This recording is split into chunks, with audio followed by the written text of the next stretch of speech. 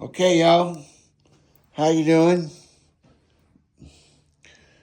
Big Rick coming at you here with the Specialized Turbo Levo 2022 Comp Alloy.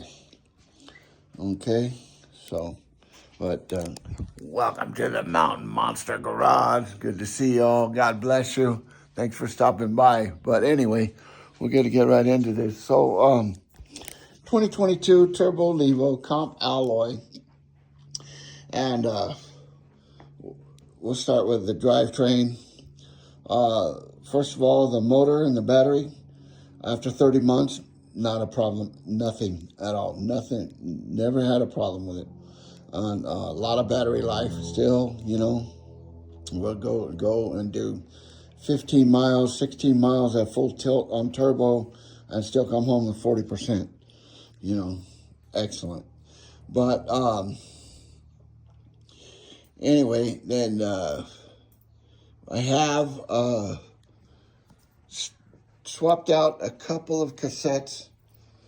This is the SRAM XX in gold. Been great. This is the second one. So this is actually the third cassette, the stock one. And then I broke one of these and then I put another one. And then the SRAM X01 derailleur and the XX chain. Okay. The motor, cranks, and chain ring, all stock still, and look great. No signs of real wear or anything on it. So, stock headset. I did use the flip chip in the headset for about a year, and kicked it out to 63.4 degrees, and then I decided I wanted the bike to be a little shorter, so I put it back on 0, which is 64.3, 64.4. Yeah, a little more straight up and down. Well, and it turns tighter and all. It's still really, really stable. Well, the bike is an S5. For my height, I could have rode an S4. I'm like right in the middle right there at 6 foot. So, being said that, I'm real comfortable on the bike. And then other obvious upgrades, the Fox Factory 38 Grip 2, absolutely amazing fork, 170 millimeter travel. And then I also upgraded to the Cascade link kit. Better bolts, titanium gold bolts throughout the linkage. And a lot better, man. I mean, the Allen wrenches really fit in there. You don't have to worry about stripping it. I didn't like the stock bolts too much. But anyway, yeah, Fox X2 was his 230 by 65. So I got 165 millimeter travel in the rear. The stock bike was 150 millimeter travel. So, yeah, it made a huge difference. I'm sitting up a little higher, and I got a little more down travel, to boot, to play with. So I usually take it up in the sag a little bit. It depends on where I'm at and the surface. But, so anyway, yeah, we covered the new cassette, the drivetrain, everything went good. The only thing I've had a problem with is this button right here. So the bike will start off when you turn it on in trail mode. You hit the plus to go to turbo. And then if you want to shift back to trail or economy mode, you can't do it here. You have to do it with a secondary button here, which basically drops you back down into echo, then back up into trail. It takes a little longer, but we got to get that fixed. Remember, get that fixed and get the new TCU with the LED screen. It would be pretty trick. So, anyway, I went with the SRAM H2C rotor. Still 220 millimeter in the front. That's what it was stock, but the H2C rotors are a little bit thicker. I went with a 220 millimeter rotor in the rear, and that improved a lot. A lot smoother and better braking. I'm running a MTX Gold brake pads in the front, which are amazing, just smooth and quiet, a lot of control. You know, I went back when I changed that rotor to the semi-metallic SRAM pad, and I do not like it. I'm going to go with the gold when I get ready to refinish the rotor and swap them pads out. The MTX Gold, I've run them before on front and rear. It took me about a year to wear out the rear one. The front ones were still pretty good when I took them up. I just replaced them a couple months ago. So get ready for the new season. So, being said that, we just replaced for the new season. I was running the Wilderness Trail Bike Silverado, which is a great saddle. I've been running Wilderness WTB saddles since the 90s, and that's always my first stop.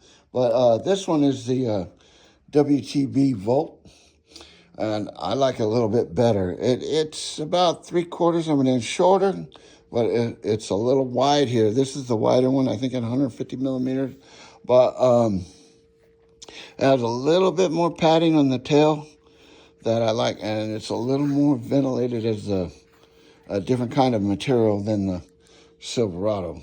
So really like it. Plus titanium rails. I saved about 30 grams, I guess. Nothing, no big deal, but with the e-bike you don't notice. And then I just put these on, the new Race Face turbine pedals. Of course, cash money, baby. Really nice. I've only ridden the bike a couple times with it, but I'll tell you right now, my foot finds the center of that pedal a lot faster than I did with the Atlas. I ran the Atlas for over 2 years, and we're very happy with them. But they have taken a beating, so that's why I decided to replace them. And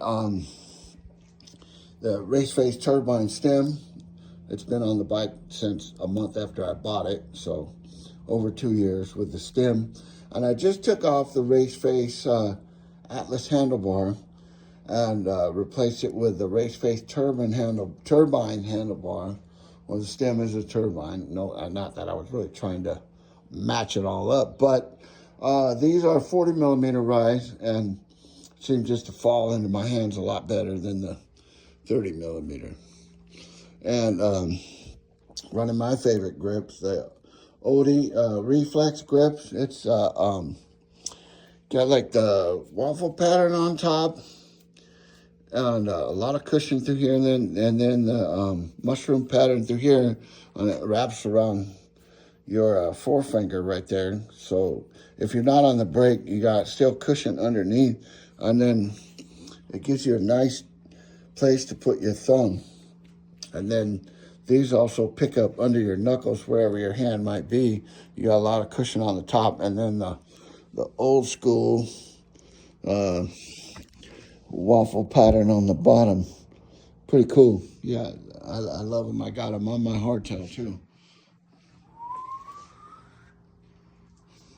But so anyway, man, that's about it. Oh, I did just put on about a month ago new Maxxis Assegai front and rear on both bikes. She wore out her Specialized after 2 years, but I was running the DHR and the DHF over there hanging on the wall.